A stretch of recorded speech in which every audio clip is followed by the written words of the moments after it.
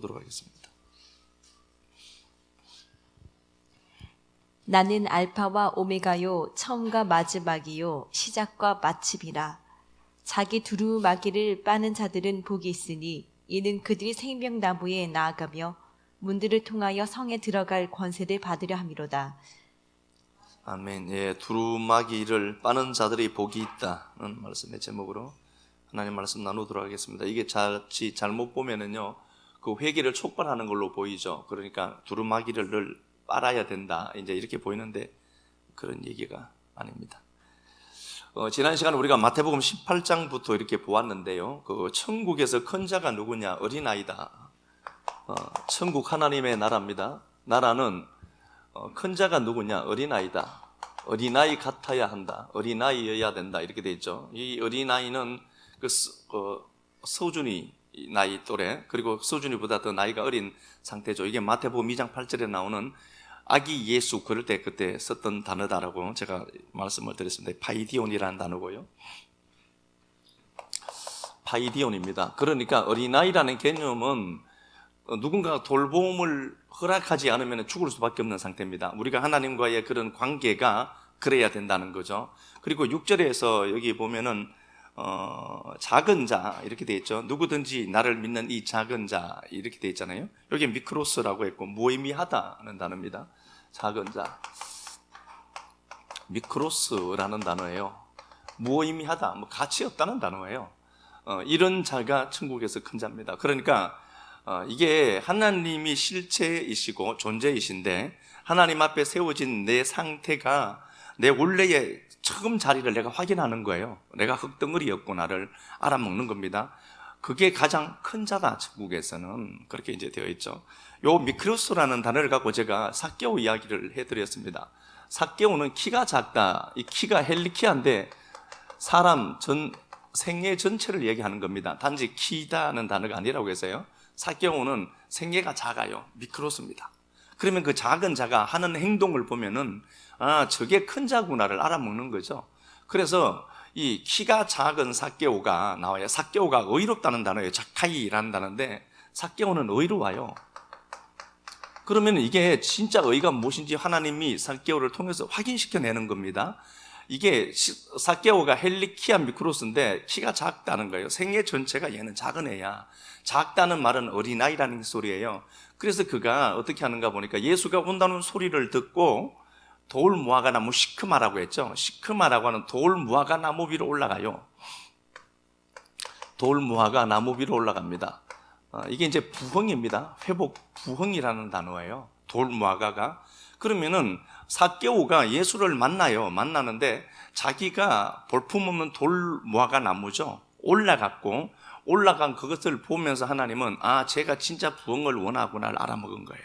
그리고 삭개오야, 네가 내려와라. 내가 네 집에 유해해야 되겠다. 그러면은 주님이 유하는 집의 특징이 뭐죠? 키가 작아야 돼요. 생애가 그가 자기 처음 자리를 정확하게 확인하는 자리입니다. 제가 이 말씀을 드렸지만 삭개오는 여기는 발삼나무가 있고 여기는 모든 향유가 여기 모여서 수출되고 하는 그 교통로예요. 그러니까 여기에 세관은 굉장히 큰 세관이 있습니다. 큰 세관인데 이 사람 부자예요. 세관장이면은 지금도 빼기 좋잖아요. 근데 이 사람은 그냥 먹고 사는 것 정도는 전혀 걱정하지 않는 사람입니다. 그런데 이 사람에게 굶주림이 하나 있는 겁니다. 예수를 만나는 겁니다.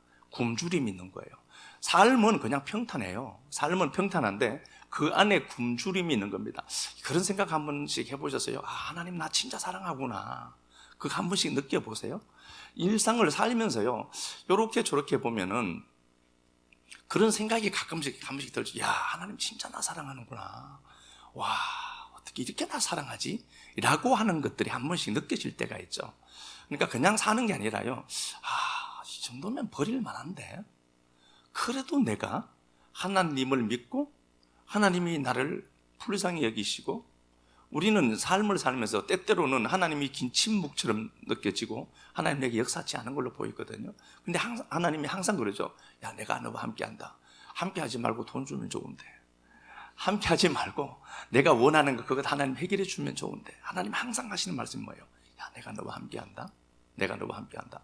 그래서 우리가 어떤 내가 원치 않는 포인트에 세워질 때가 있어요. 나 이 자리가 너무 싫어. 여긴 내가 없어지는 것 같아. 그런데 하나님은 그 자리에 세워놓고 하시는 말씀이 거기서 빼주면 되는데, 야, 내가 너와 함께한다. 이딴 소리 한단 말이에요. 그러니까 너무 하나님이 싫은 거야. 모세가 죽어요. 이제 여호수아는 모세 밑에 있었기 때문에 책임지는 일이 없습니다. 책임지는 일이 없다는 건 굉장히 편해요. 그런데 이제 모세가 주도적으로 끌고 가다가 여호수아에게 바톤 터치를 하고 이제 믿음의 대상이었거든요. 하나님은 안 보이죠. 근데 여호수아는 늘 모세가 보였거든요. 하나님의 대리자였으니까. 그럼 모세가 시키는 대로 하기만 하면 돼요. 그러다가 모세가 사라져버린 거예요. 덜컥 겁이 난 겁니다. 가나안 거민 때문에 두려워한 게 아니라니까요. 어떻게 해야 될지를 모르는 거예요. 이 두려움 앞에 맞닥뜨렸을 때 하나님 하시는 말이 뭐죠? 모세와 함께 있었던 것처럼 내가 너와 함께 있다. 떠나지 않겠다. 계속 이 얘기만 하는 거예요. 하나님이 나타나서 뭔가가 가시적으로 뭔가를 보여주면 되는데 늘 하나님이 그러거든요.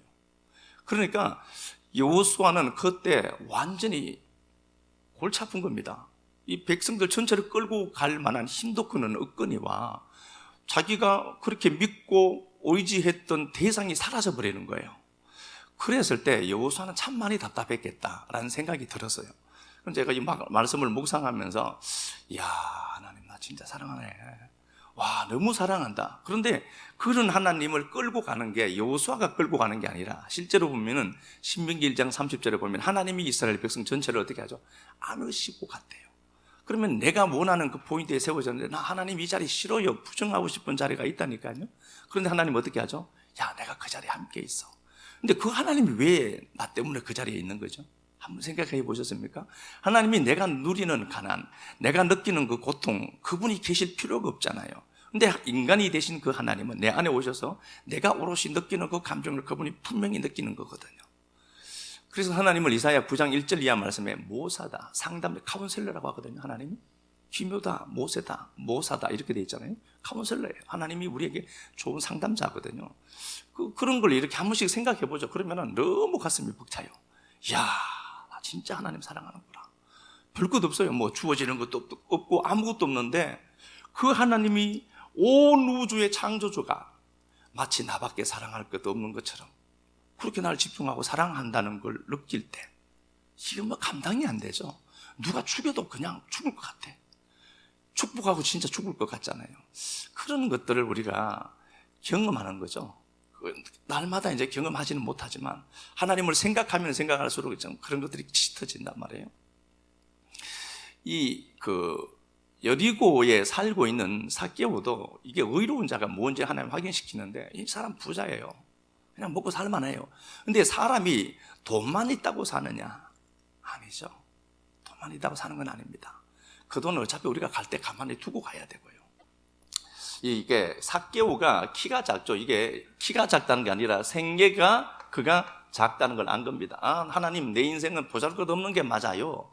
내 전체 즉 내 인생은 아무것도 아니고 나싱이 맞습니다를 알고 시크만하고 하는 돌 모아가 나무 위로 올라갔고 주님이 야 내려와. 그게 맞다는 소리죠. 내가 네 집에 유해해야 되겠다. 오늘 아브라함의 구원이 이 집에 임하였다. 네가 진짜 아브라함의 자식이다, 자손이다, 후손이다. 그 얘기를 했다니까요. 그러니까 주위에 있던 사람들 입장에서 보면 어떻죠? 민족의 배신자거든요. 그런데 그럼에도 불구하고 진짜 우리가 하나님 앞에 큰 자라는 개념이 뭐냐? 하나님 앞에 하나님 당신 없이는 내가 살 수 없는 자가 맞습니다. 찾아내야 돼요. 이게 그냥 입체적으로 들려야 되는데요. 이게 들리니까 우리가 지식적으로 자꾸 쳐넣는단 말입니다. 근데 이게 진짜 이 인생을 살면서 체득되어야 돼요. 그래서 하나님은 우리 인생에 오셔서 때로는 가혹한 것처럼 이런 환경 속에 나를 한 번씩 세워봐요. 그래야만 이거는 사람은요 지식적으로 안다라고 되지 않거든요. 그 환경을 딱 맞닥뜨리면 하나님 앞에 두 손 들고 항복하죠. 내가 이거구나 알아먹죠. 괜찮지 않다는 걸 확인시켜내죠. 그 이야기를 하면서 마태복음 18장으로 가서 보겠습니다. 마태복음 18장에 보니까 천국에서 큰 자가 어린 아이다, 미크로스다, 작다 그런 단어다라고 했고 마태복음 18장 12절에 보니까 양 100마리가 있는데 한 마리를 잃어버렸어요. 그래서 99마리를 여기는 산에 둬요. 하늘에 둔 겁니다. 두고 한 마리를 찾으러 가요. 이와 같이 이 작은 자 중 하나라도 이렇게 되죠. 하나가 채워져야 100이 돼요. 100은 성전이 완성되는 수라고 했어요. 그죠? 아브라함이 100세에 이삭을 낳죠. 그러니까 100세는 아들을 낳을 수 있는 수예요. 성전이 되어야 아들을 낳는다라고 했고요. 이 이야기가 누가복음에는 이 이야기와 이어서 탕자 이야기가 나오죠. 자, 그러면은 그 집 나간 아이를 한번 볼게요. 누가복음 15장 가서 보겠습니다. 누가복음 15장 가서 한번 보겠습니다.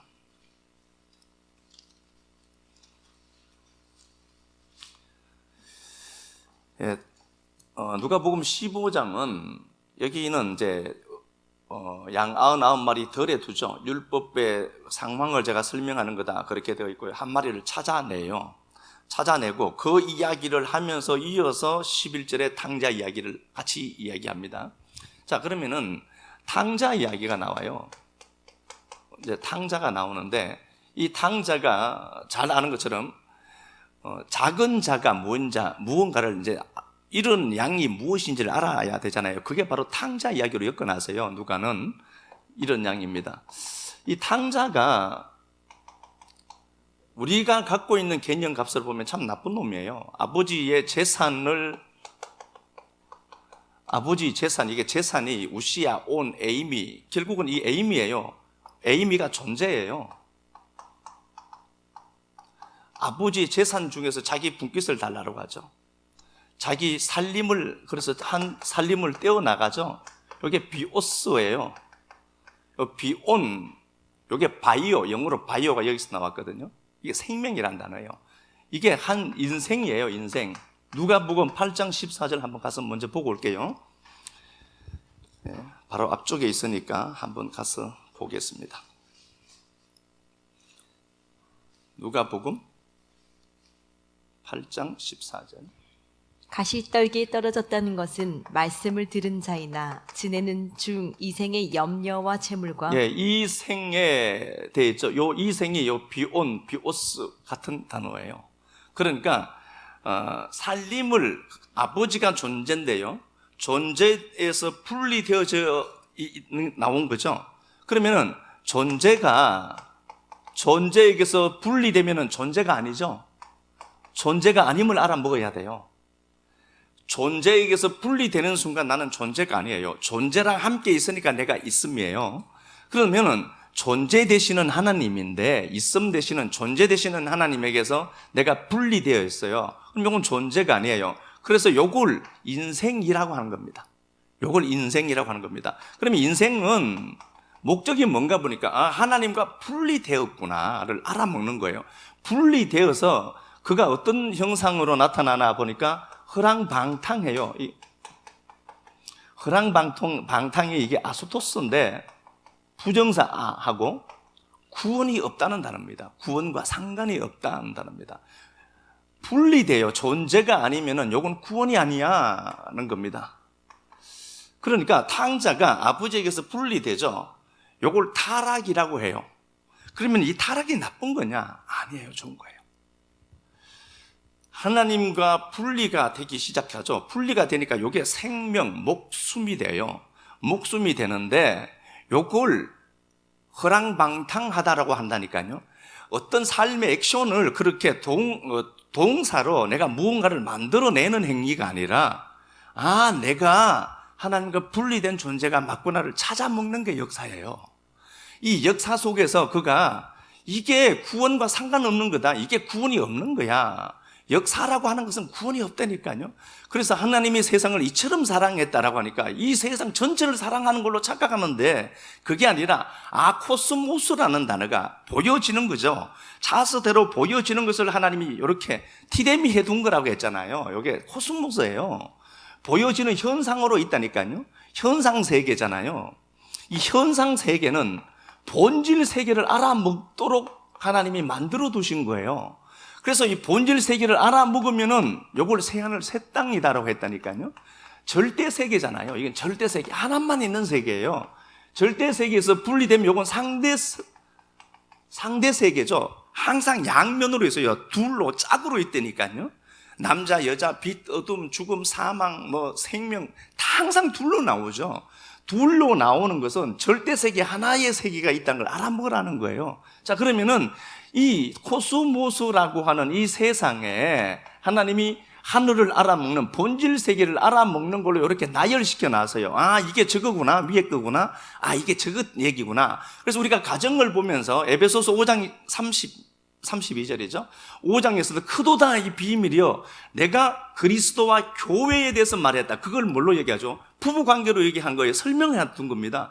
그래서 우리가 이 역사 속에서 부부 관계에 대해서 실제를 살지만 부부 관계는 하늘나라의 모형인 예수와 나와의 관계를 통해서 가장 정확하게 알아보는 거예요. 남편이 고약한 사람이다 그러면 율법의 남편이 이토록 고통스러운 거구나.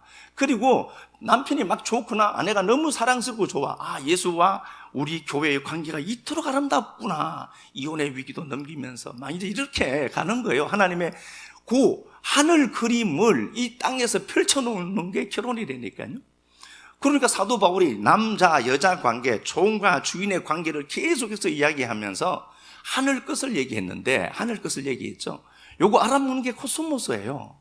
그러면은 이 코스모스라는 세상 전체를 하나님이 사랑했다 아니라니까요. 그게 아니라 이 코스모스가 무엇인지 알아먹은 우리를 사랑했다는 거예요.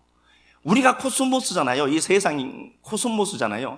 그러니까 하나님이 세상을 이처럼 사랑했다는 말은 다른 게 아니라 하나님이 세상을 보고 하나님을 찾아내는 성도를 그토록 사랑했다는 소리지, 모든 사람들이 구원을 받는다, 하나님 그런 거 상관없다니까요. 하나님 그런 거 관심 없어요. 지 새끼들만 찾아내면 돼요. 하나님은 모든 사람이 구원받는다라고 하니까 모든 사람을 이야기하는 게 아니라 하늘에는 영광이요 땅에서는 기뻐함을 입은 자들이 있다니까요. 그들에게 주어진 평화지 무작위로 막 그게 아니라니까요. 어쨌든 보겠습니다. 이 말씀을 그가 탕자가 아버지에게서 분리되었습니다. 이걸 목숨, 생명, 비오스, 그죠? 바이오, 생명이라고 해요. 자, 생명이 되었습니다. 이 상태는 구원과 상관없는 상태입니다. 그러니까 이 상태, 존재가 아닌 이 상태가 되니까 그가 돼지 밥을 먹고 있더라는 거죠. 역사는 돼지우리라고 하는 겁니다. 그래서 이 역사가 돼지우리구나 알아먹었어요. 그리고 자기가 돼지 밥 먹고 있는 인생이구나를 알아먹으니까 내가 여기서 추려 죽는구나, 아폴림이 나 죽은 게 맞네 확인시켜냈어요. 그러면 끝이에요. 역사에서 우리가 무언가를 만드는 게 아니고요, 역사라는 공간에서 홀로 존재와 분리되어져 있는 이 상태가 구원과 정과가 전혀 상관이 없었던 자가 내가 맞구나를 알아먹고 나 죽은 자 맞네, 그럼 찾아 먹는 게 구원이에요. 자, 볼게요. 그가 17절에 이에 그가 돌이키고 나는 여기서 추려 죽는구나, 아폴림이죠. 멸망이다, 파괴되다는 단어고요. 그러니까 그가 18절에 그가 이제 일어나 이렇게 되어 있죠. 17절에 원어에는 그대로 이렇게 되어 있습니다. 제가 읽어드리겠습니다. 나는 죽어간다. 자기가 죽음인 걸 안 거예요. 나는 여기서 추려 죽는구나, 내 아버지 집에 양식이 많고 막 이렇게 되어 있는데요, 그대로 보면은 나는 죽어간다. 자기가 죽음인 걸 안 거예요. 나는 죽음의 존재구나, 나는 죽어간다. 그래서 그가 어떻게 하냐, 나는 일어난다. 나는 죽어간다. 나는 일어나서 나의 아버지께로, 나는 죽어간다. 나는 일어난다. 나의 아버지께로. 그리고 나아간다. 죽은 자가 아버지에게 나아갈 수 있어요. 역사라는 공간에서 하나님, 내가 아무것도 아닌 자가 맞군요. 내가 나싱이 맞군요. 내가 뭔가 거창한 수식어가 붙는 인생이 아니라 하나님 앞에 틀리는 인생 맞군요. 알아먹죠. 그러니까 내가 죽어가는 걸 아니까 일어나요. 이게 부활이라는 얘기예요. 그러면 내가 죽어가네를 알아먹었다는 것은 다시 말하면 다른 말로 뭐예요? 부활이에요. 부활된 자는 방향이 딱 하나밖에 없어요. 부활 주시는 하나님만 바라보죠. 그래서 아버지께로 나아가죠. 그러니까 20절에 이렇게 되어 있습니다. 아버지께로 돌아가니라. 아직도 거리가 먼데 아버지가 그를 보고 좀 이렇게 부드럽게 번역을 해서 그런데 맞아요. 그의 아버지가 보았다는 단어입니다. 나는 죽어간다. 나는 일어난다. 나의 아버지께로 나아간다. 아버지가 나를 보았다. 그렇게 돼 있어요. 그러면 볼게요. 탕자라고 하는 존재가 내가 존재에서 분리된 자가 맞구나. 역사라는 이 진흙탕 속에서 돼지 우리 속에서 내가 돼지 새끼가 맞구나를 자기 처음 자리를 확인한 겁니다.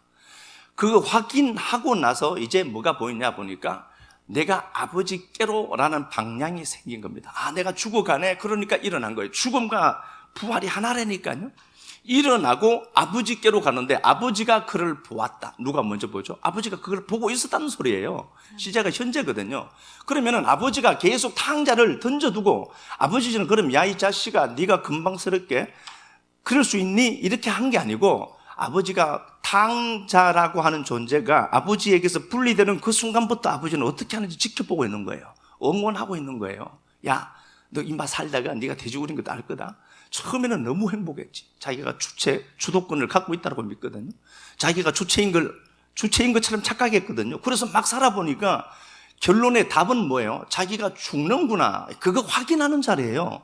그러니까 아버지께로라는 방향이 생기고 아버지가 멀리서 보고 그를 처근히 여기어서 그에게 돌아와서 하는 소리가 22절 아버지는 종들에게 이르되 제일 좋은 옷을 입혀라. 이 프로토스예요. 프로토스라는 단어거든요. 스톨레 제일 좋은 옷 프로토스 스톨레. 요 스톨레는요 요 제사장들이 원래 입는 옷이에요. 제사장들 물론 남자도 입고 그렇게 해요. 긴 옷인데요 막 땅바닥에 끌리는 옷 얘기거든요. 요 스톨레는 프로토스가 제일 좋은 이라는 게 아니고 제일 좋은 이 프로토스예요. 그 첫 번째 스톨레 옷, 첫 번째 옷을 줬다는 겁니다. 첫 번째 옷이 뭐예요? 그럼 가죽 옷이죠. 이해는 하시는 거예요? 맨 처음에 나오는 성경에 나오는 첫 번째 옷이 뭐예요? 우리는 무화과로 내 열심으로 만든 옷이잖아요. 그건 하나님 옷이 아니라고 했죠. 뭐라고 했어요? 벨트라고 했잖아요. 하고르 띠라고 했다니까요. 그러면은 내가 하나님 앞에 하나님 입장에서 한번 보겠습니다. 하나님이 에덴 동산 한가운데에 여기에 생명나무를 만들어 두었어요. 그리고 이건 먹지 마라고 했다니까요. 진짜 먹지 말라고 했을까요, 하나님이? 아니라니까요. 먹지 말아야 될 것 같으면 아예 하나님이 안 보이는 장소에 꽁꽁 숨겨둬야지. 근데 이거 중앙에 딱 뒀다니까 매일 눈 뜨면 보이는 그 자리에 있다니까요. 그 자리에 두고 야 저거 먹지 마. 먹으면은 정령 죽으리라. 다 무트거든요. 그러면은 딱 먹고 진짜 죽었느냐? 안 죽었어요. 그래서 이걸 보고 또 하나님과 단절이라고 하죠. 아니요, 인간이 요 생명나무를 선악나무로 본다니까요. 그러니까 그전에는 나무가 하나밖에 없었어요. 생명나무 하나밖에 없었는데 인간은 완벽하게 선악구조를 다 갖고 있어요. 여러분, 이건 우리는 죽을 때까지 이 틀을 못 벗어나요. 그런데 이게 점점 더 옅어지긴 하겠죠. 그렇구나. 내가 죄를 이렇게 보고 있네 라고 하는 내가 보이죠, 한 번씩. 그래서 저러면 안 되지라고 얘기했던 게 그러면 내가 정답이란 말이잖아요. 내가 하나님이 된 거잖아요. 선악 구조를 갖고 있는 건 하나님밖에 없어요. 이게 선이다, 이게 악이다라고 했다니까요. 그런데 우리는 전부 내 마음에 안 맞으면 무조건 악이야, 이게요. 이런 구조를 저도 갖고 있고 우리 모두는 다 갖고 있어요. 그래서 제가 늘 말씀드리지만 그런 구조로 보고 있는 우리는 오류가 있다라고 인정해야 돼요. 내가 보는 게 다 맞는 게 아니고요. 내가 생각하는 게 다 맞는 게 아니에요. 그 사람은 그 사람 틀이에요. 저도 제 틀로 볼 수밖에 없고 우리 식구들도 다 제각기 자기 틀이 있다니까요. 그걸로 밖에 못 봐요.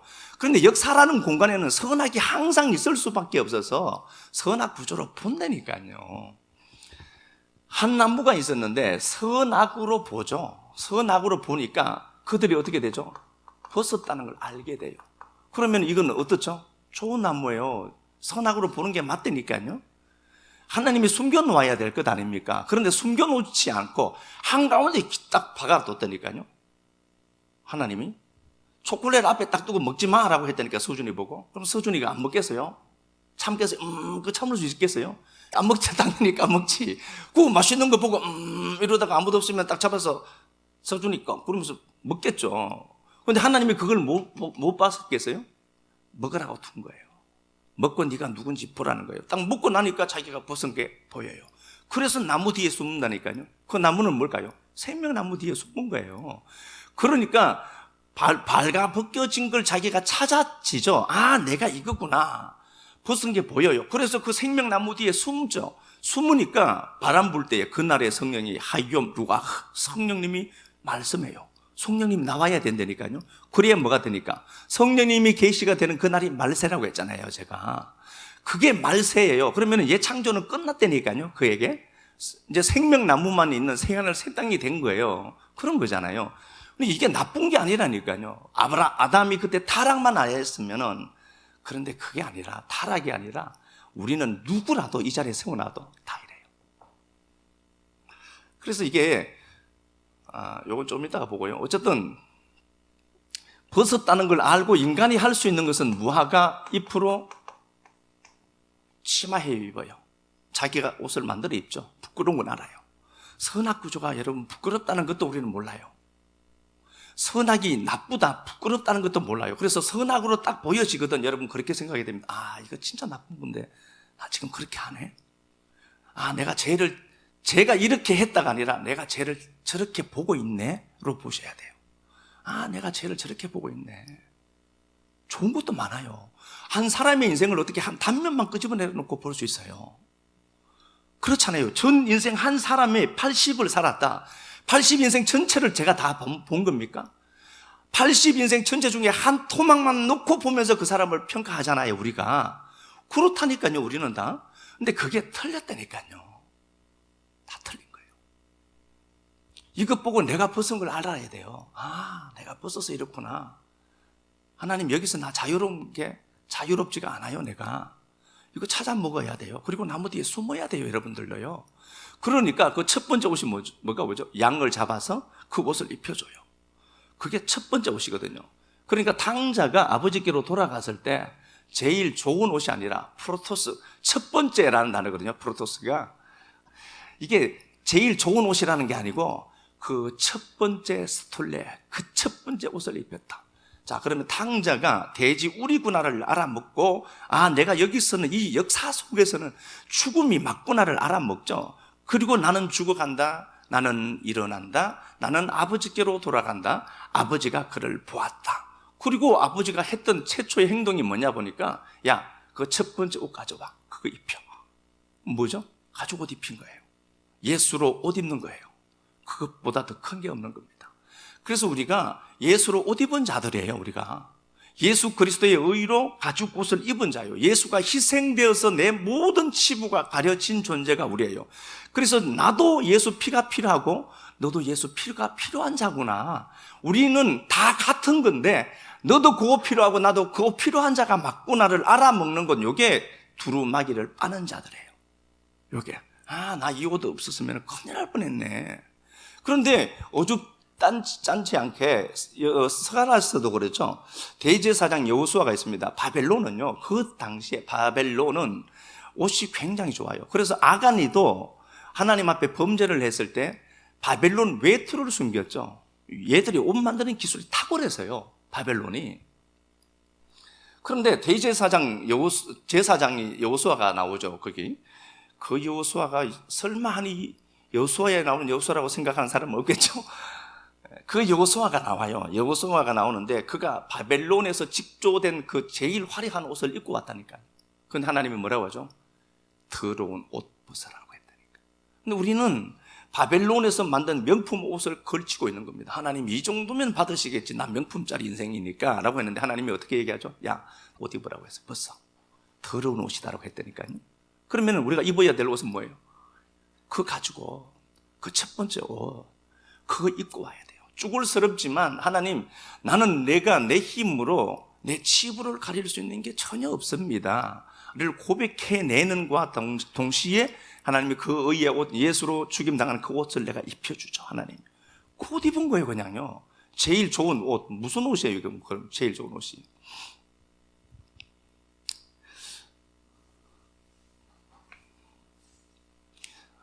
제일 좋은 옷이 아니고 그 예수의 그 가죽옷을 입히는 겁니다. 이게 역사 전체 인생이에요. 그래서 우리가 주님 앞에 딱 갈 때는 가죽옷 입고 있으면 돼요. 아버지께로 돌아가죠. 그럼 내가 이 땅에서 만든 옷들요, 그거 전혀 필요 없습니다. 전혀 필요 없고 그 옷들 다 벗고 그 가죽옷 입고 가는 게 우리 인생이에요. 그런데 전부 가죽옷 입었는데 그 가죽옷 입은 우리가 차별이 없는데 거기서 보니까 내가 좋은 명품 옷을 입고 있어. 그 요한복음 3장에서 우리가 본 것처럼 다시 한번 가서 보겠습니다. 요한복음 3장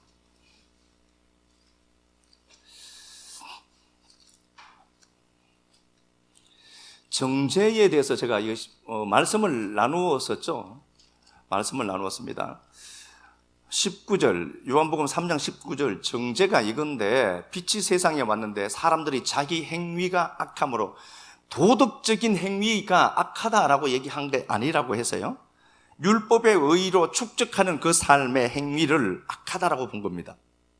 그러니까 율법 아래에 있는 자들은 율법의 행위를 끝없이 지속해가고 그게 진짜인 것처럼 마치 둔갑시켜내고 있습니다. 틀려먹은 겁니다. 그걸 악한 행위라고 했습니다. 인간이 하는 모든 도덕적인 행위를 하나님 그거 틀려서 그거 악한 거야 라고 했다니까요. 그럼 하나님이 악하다라고 했으면 악한 거예요. 그렇다라고 해서 제가 도덕적인 가치를 막 살자, 절대 그런 얘기 하는 게 아닙니다. 다음 시간에 그 얘기 한번 보면 될 것 같고요. 악을 행하는 자마다 율법의 의로 악을 행하는 겁니다. 진짜 악을 행하는 게 아니라 율법의 의로 자기 의를 축적해 가는 겁니다. 요걸 악을 행하는 자다. 그들은 빛을 미워합니다. 빛으로 오지도 않아요. 왜 그러냐 보니까 그 행위가 드러날까 합니다. 참 빛을 만나고 나니까 야, 그가 나싱이야 라고 해버리거든요. 자기가 무너지는 것 같아요. 내가 완전히 무시당하는 것 같고요. 21절, 그러나 진리를 따르는 자는 빛으로 오나니 이는 그 행위가 하나님 안에서 행한 것임을 나타내려 함이라. 그럼에도 불구하고 빛 안으로 꾸역꾸역 들어오는 존재들이 있다는 거예요. 자기가 틀리는데도. 빛으로 오니까 자기가 악한 존재이구나 자꾸 확인되죠. 그래도 진리를 가진 자는 그 빛 앞으로 온다요. 빛 앞으로 오죠. 오는 게 뭐죠? 이렇게 책망받는 거예요. 요 잠시만 한번 가서 볼까요? 에베소서 5장인가?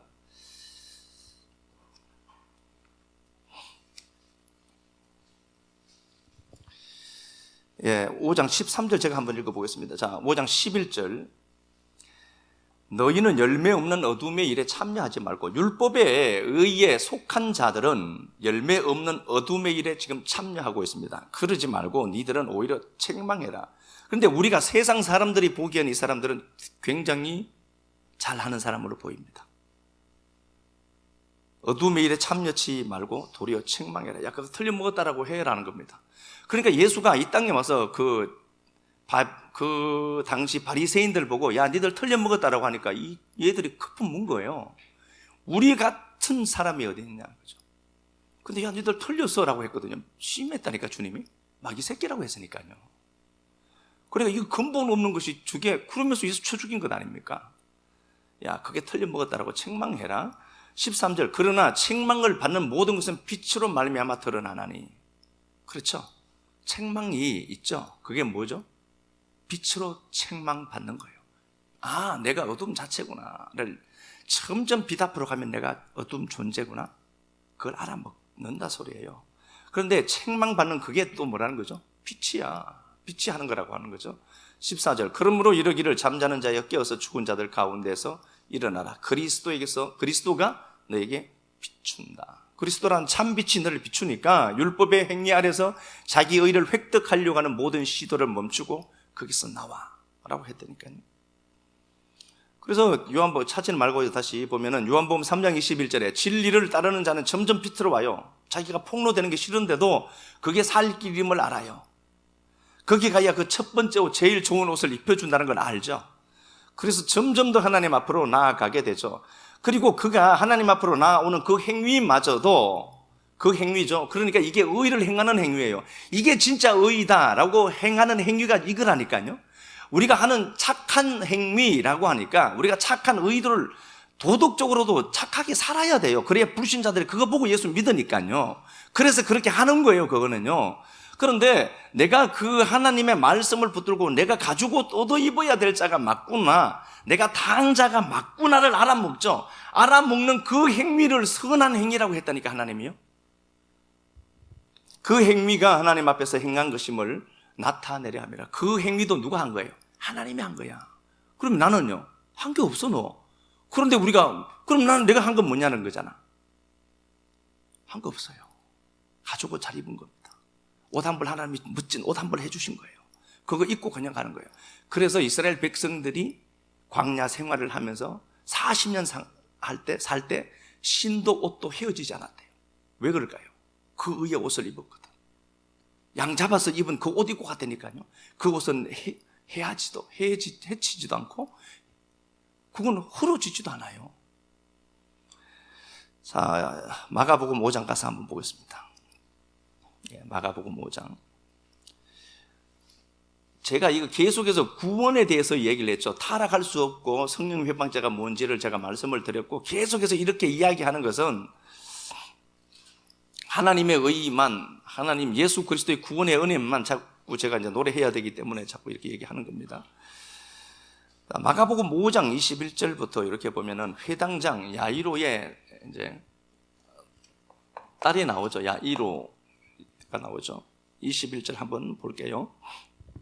예수께서 배를 타시고 다시 맞은편으로 건너가시니 큰 무리가 그에게로 모이거늘 이에 바닷가에 계시더니 회당장 중에 하나인 야이로라 하는 이가 와서 예수를 보고 발 아래 엎드리어 간곡히 구하여 이르되 내 어린 딸이 죽게 되었사오니 오셔서 그 위에 손을 얹으사 그로 구원을 받아 살게 하소서 하거늘 이에 그와 함께 가실새 큰 무리가 따라가며 에워싸 밀더라. 12해를 혈루증으로 알아온 한 여자가 있어 많은 의사에게 많은 괴로움을 받았고 가진 것도 다 허비하였으되 아무 효염이 없고 도리어 더 중하여졌던 차에 예수의 소문을 듣고 무리 가운데 끼어 뒤로 와서 그의 옷에 손을 대니 회당장 야이로의 딸이 죽어요.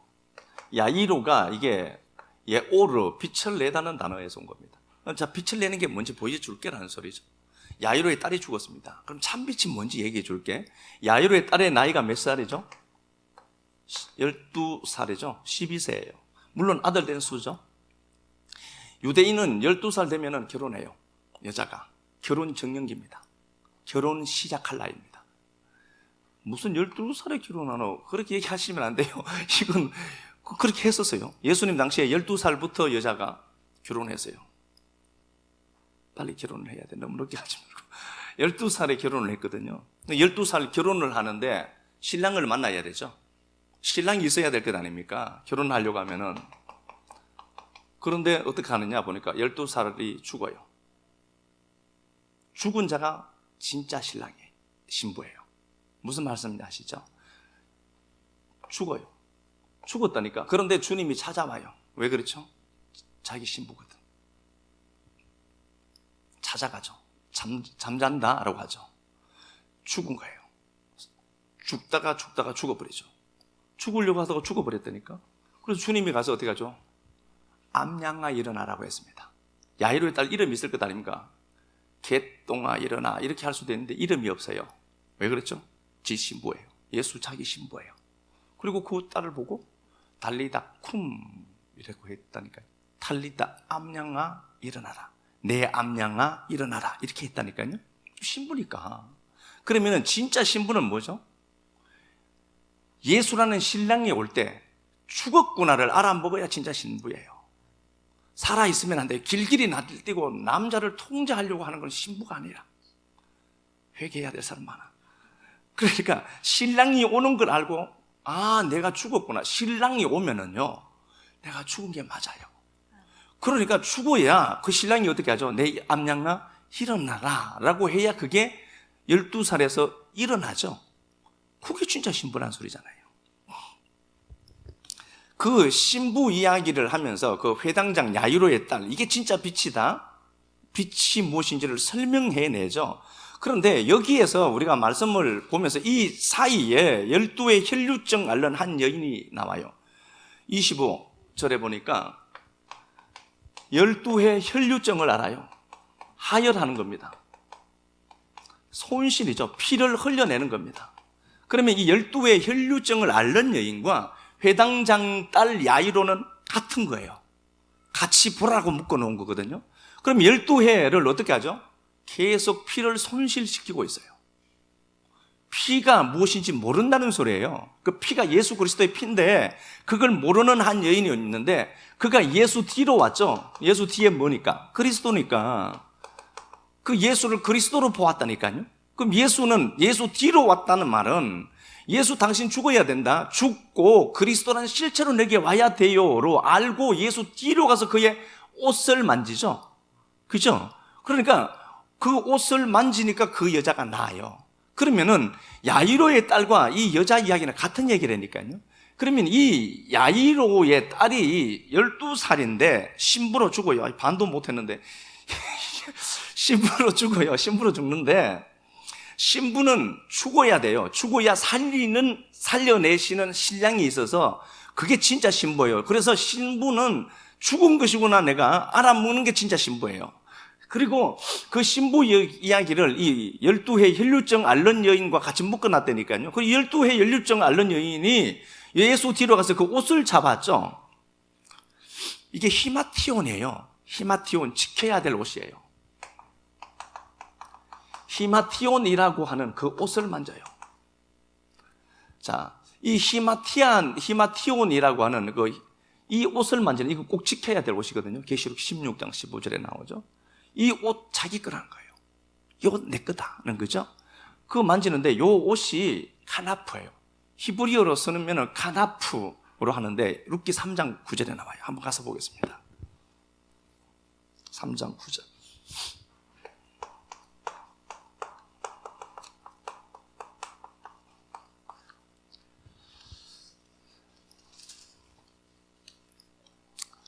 (3장 9절) 맞나? 3장 7절?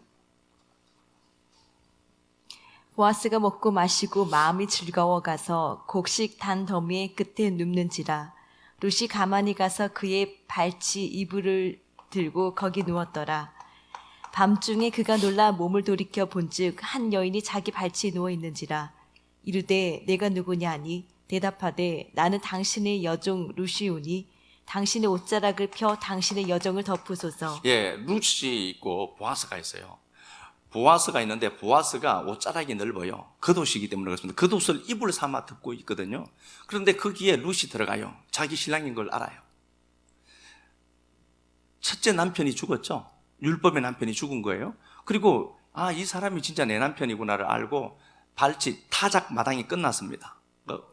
그러니까 밀추수도 끝난 거예요. 그죠? 밀은 성령을 상징하는 거죠.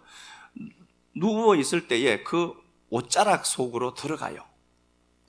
그러니까 그 옷자락이 요게 카나프인데 요게 히마티온이에요. 그러면 볼게요. 룻이 살 수 있는 길은 뭐죠? 진짜 신랑을 만나야 돼요. 진짜 신랑을 만나야 돼요. 그리고 그 룻이 올라올 때 누구랑 묶여서 오죠? 나오미랑 오는데 마라랑 와죠. 나오미가 내가 풍족하게 나갔더니 다 잃어버렸다. 룻기 1장 21절에. 그러면은 나오미가 율법의 의로 충만할 때가 있었죠. 나오미로. 그래서 그가 모압의 세상에 가서 다 털리죠. 다 털려야 된다니까요. 털리고 나니까 내가 이런 존재가 맞구나. 남편 없는 자가 맞구나를 알아보고 남편들 다 죽여버렸다니까요. 하나님이요. 여자 죽이지. 남편 다 죽였다니까요. 그 남편이 아니다는 거잖아요. 그리고 그들이 올라오죠. 양식 주었다는 소리를 듣고 올라와요. 다시 새로운 양식이 주어지죠. 율법의 양식이 아닌 복음의 양식을 주시잖아요. 그리고 왔다니까. 그러면 룻이 올라올 때 누구랑 묶여서 왔죠? 마라라고 했잖아요. 나오미가. 나를 나오미라 하지 마라. 즐거움이라 하지 마라. 나는 마라다. 선물 나는 고통스러운 인생이 나야. 그걸 알아먹고 오는데 마라랑 같이 묶여서 룻이 올라왔다니까요.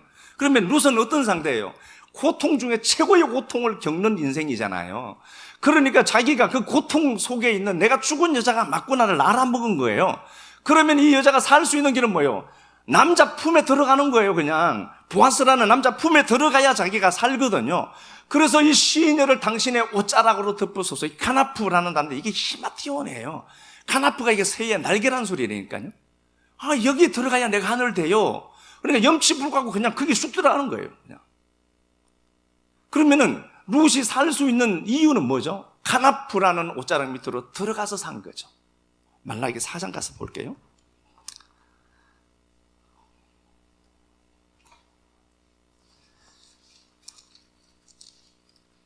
말라기 4장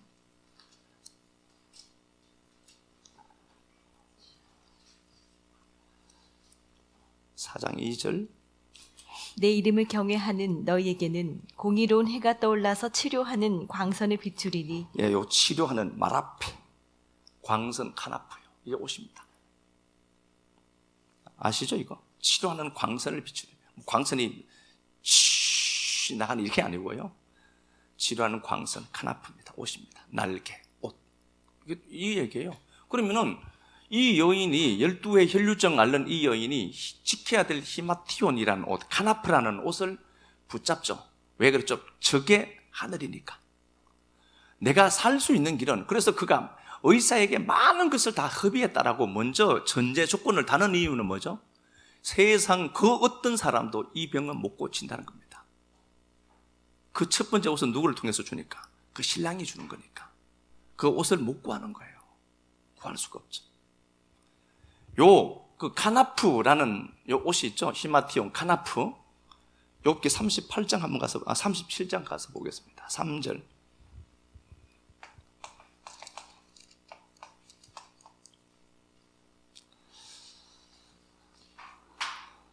그 소리를 천하에 펼치시며 번갯불을 땅끝까지 이르게 하시고. 예, 땅끝이라는 단어 있죠. 이게 카나프예요. 옷이라는 거 다시요. 옷이라는 단어가 카나프예요. 카나프인데 이게 날개라는 얘기고, 요 옷 카나프가 다시 말하면 뭐예요? 끝. 시작과 끝 그럴 때 끝이라는 단어예요. 이사야 24장 16절. 이사야 24장 16절.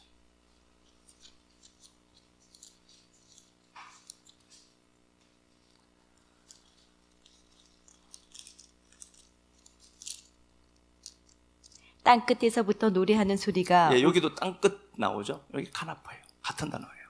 그럼 이건 뭐죠? 완성이 그 옷이란 소리예요.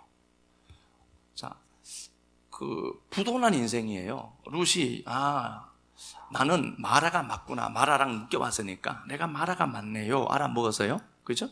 그럼 그게 뭐죠? 완성이에요. 그럼 그게 완성이라니까요. 그러니까 우리가 뭘 하나님 앞에 갖고 나가는 게 없고요. 내가 그 옷을 입은 그게 완성이에요. 끝이에요. 이게 끝이에요.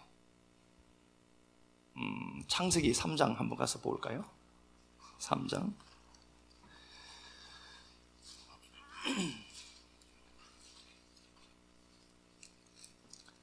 창세기 3장 22절. 야훼 하나님이 이르시되 보라 이 사람이 선악을 아는 일에 우리 중 하나같이 되었으니. 예, 선악을 아는 일에 우리 중 하나같이 되었다 이렇게 번역되어 있죠. 우리 중 하나라는 이런 얘기는 없어요. 이게 에하드 민이라는 단어인데요. 에하드 민 몸으로부터, 민 논이에요. 민 몸으로부터. 이게 하나, 첫째라는 단어. 에하드 쉐니 셸렛이 숫자예요. 에하드 그 첫째. 그럼 이렇게 번역해야 돼요. 우리 중 하나같이 되었다가 아니라 하나님으로부터 민, 하나님으로부터 그 첫째가 되었다. 선악을 아는 일에. 이게 무슨 말인가? 디모데전서 1장 가서 한번 보겠습니다. 이 말을 사도 바울 자기가 고백을 해내요. 디모데전서 1장 14절.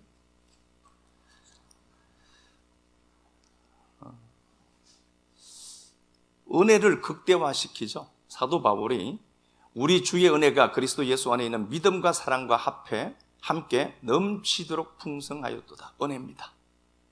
은혜밖에 없다. 12절에 나를 능하게 여겨주셨다.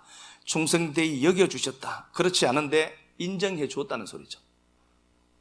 자기가 비방자고 박해자고 폭행자였을 때에, 그렇죠?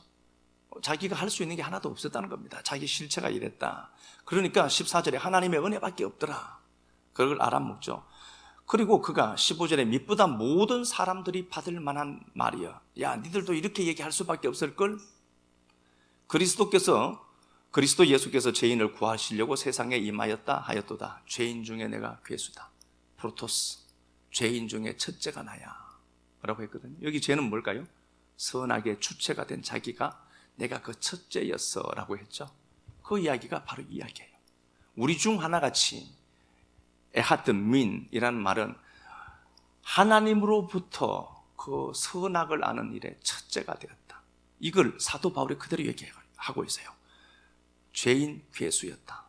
죄인 중에 내가 그 첫 번째가 바로 나였어 라고 얘기하죠. 이게 내가 하나님 앞에 벌거벗음을 알아먹죠. 알아먹으니까 그 첫 번째 옷을 입혔죠.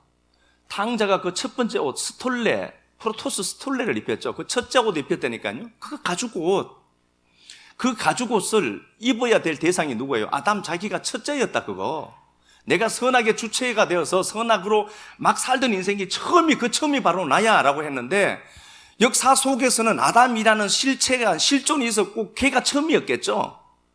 그런데 훗날에 사도 바울이 바로 그 첫째가 바로 나야라고 또 고백하고 있는 거예요. 그러면은 선악의 주체가 하나님으로부터 그 죄를 알아먹은 그 첫째가 바로 나야라고 했던 아담의 고백과 사도 바울의 고백과 그 고백이 이제 바톤 터치가 돼서 누가 고백해야 돼요? 우리가 그 첫째가 바로 나였어요라고 고백해야 된다니까요.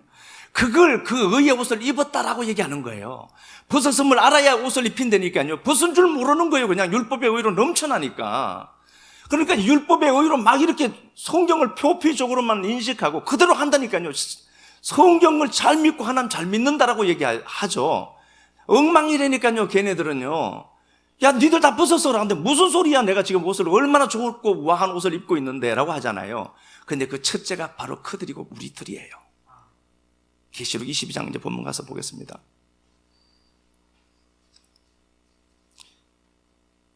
계시록 22장 13절 나는 알파요 오메가요 처음과 마지막이고 시작과 마침이라. 시작과 완성은 하나님 당신 자신이에요. 그래서 그 첫 번째 옷을 입었죠. 그죠? 그 첫 번째 옷을 입었잖아요. 탕자도 입었고 아담도 입었고 사도 바울도 입었죠. 그 첫 번째 옷을 입었잖아요. 여기 스톨레예요. 두루마리를 빤다라고 할 때 왜 스톨레라니까요? 요거 그게 이거 똑같다고 했잖아요. 카나프, 히마티온 다 같은 얘기예요. 옷이 다 다른 게 아니라 그 얘기가 그 옷이 그 옷 얘기라니까요. 이게 카나프가 완성 끝이라고 했잖아요. 제가 땅 끝 그럴 때. 그러면은 시작과 마지막, 처음과 마지막, 완성은 누가 하는 거예요? 그 하나님 하는 거예요. 내가 시작했고 내가 완성하는 거야. 그럼 내가 그 옷을 입어서 이제 가죽 옷 입어서 그러면 끝이에요. 구원이 끝이라니까요. 여기서 뭘 더 할 수 있는 게 없어요. 그 옷 입고 가는 거예요, 그냥. 그런데 그 옷이 벗겨지지 않는다니까요. 그래서 13절에 야, 그 옷의 주체가 시작이 나고 내가 완성이고 마지막이야. 마침이 나야 라고 얘기하는 겁니다. 14절에 자기 두루마기를 빠는 자, 두루마리 이게 스톨레예요. 빨다 하는 단어가 스톨레라는 단어인데 씻다 하는 단어입니다. 그럼 니들이 그 두루마리를 빤다, 씻다, 어디 씻는 거죠? 요것만 한번 볼까요? 계시록 7장 14절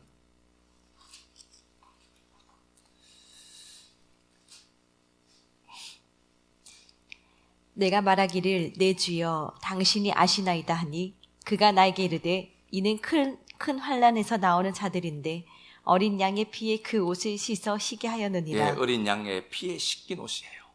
그러니까 이게 우리가 주도적으로 옷을 빨자, 회개하자 그런 얘기가 아니라 처음과 마지막은 그분이에요. 옷을 주시는 분도 그분이고 옷을 입혀버리면 이게 완성이죠. 끝이에요. 그럼 그게 뭐냐? 내가 시작이고 마지막이다. 내가 하는 거다 그거. 그렇게 말씀하시고 나서 네 옷이 네가 입고 있는 그 스톨레라고 하는 그 옷이 탕자가 입었던 그 스톨레라고 하는 그 옷이 가죽 옷인 거 맞지? 예, 그러니까 그게 피에 젖은 옷 맞냐? 예, 그러면 그게 피에 두루마리를 그 피에 빠는 자예요. 뭘 회개한다 이게 아니라니까요. 그 피로 물들은 그 옷을 입고 있는 우리가 가죽 옷 입은 게 가죽 옷은 반드시 누군가가 죽어야 될 것 아닙니까? 양이 죽어 나가야 된다니까요. 양이 죽고 완전히 벌거벗겨져야만 우리가 입는 옷이잖아요. 그 옷이 그 피옷 맞지? 예, 그러면 그게 두루마기를 빠는 자들이라니까요. 그러니까 전부 회개로 얘기해놨어요. 그게 아니라 그게 피에 젖은 옷이구나. 그거 뒤집어 쓰고 가는 거예요. 그냥 갈 때는요, 우리는. 하나님 앞에 갈 때 그냥 그거 가지고 뒤집어 쓰고 간다니까요. 하나님, 그럼 그래, 알아서 와. 문 열고 피인데 보여준다니까요. 여기까지 얘기하겠습니다. 9시 5분인데. 어차피 말씀 잘 믿고 우리 찬양 한번 합시다. 사랑하는 주님, 불거벗은 인생들이 여기 있습니다. 세상 그 어떤 걸로도 가릴 수가 없어서 그 생명나무 뒤로 숨었던 아담 하와처럼 벌거벗은 우리가 이곳에 있습니다. 하나님 앞에 선악을 아는 일의 첫째가 되었던 아담, 하나님 앞에 죄인 괴수였나라고 고백하면서 그 첫째가 바로 나였다라고 고백했던 사도 바울의 고백, 그 사도 바울의 눈물 나는 고백은 마땅히 우리 식구들이 마음 깊이서 우러나오는 하나님을 향한 고백이어야 마땅함을 다시 봅니다. 아무리 돌아보아도 선악의 주체가 내가 되어서 살았고, 아무리 돌아보아도 당신 없으면 큰일 날 인생들이 여기 있습니다. 그럼에도 불구하고 십자가라는 그 은혜가 있어서 십자가 붙들 수 있는 은혜 주심을 고맙습니다. 지금이라도 하나님, 나 당신이 나를 버리시면은 나 아무것도 하나님 어떻게 이룰 수가 있습니까? 라고 고백하지 못하는 인생이 우리가 맞습니다. 그냥 버려도 아무 말 할 수 없는 인생인데 그런 인생 찾아와 주셔서 당신 죽임당하시고 십자가에서 그 하나님이 벌거벗겨서 수치당하시면서 그 키톤이라는 케토네터의 옷을 우리에게 허락해 주신 그 은혜, 피 묻은 옷을 입고 이 자리에 서 있습니다. 차별이 없는 그 피 묻은 옷 입고 서 있는 우리들이 한 주간 당신 앞에 고백해야 될 그 고백의 소리는 자명합니다. 하나님 사랑합니다라고 고백할 수밖에 없음을 고백하고, 하나님 사랑합니다, 이 같은 나를 사랑해 주셔서 감사합니다, 고백하는 식구들 많아지도록 성령님 도와주옵소서.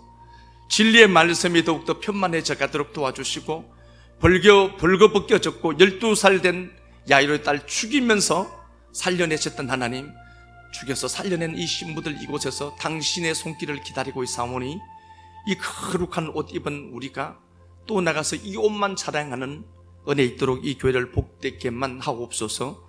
주님 앞에 드린 시간들, 물질들, 헌신들 기억하시고 축복하시고 갚아주시는 좋으신 하나님 만나는 한 주간 되도록 축복하옵소서. 사실은 그리스도 예수님 이름 받들어 감사하며 축복하고 기도드리옵나이다.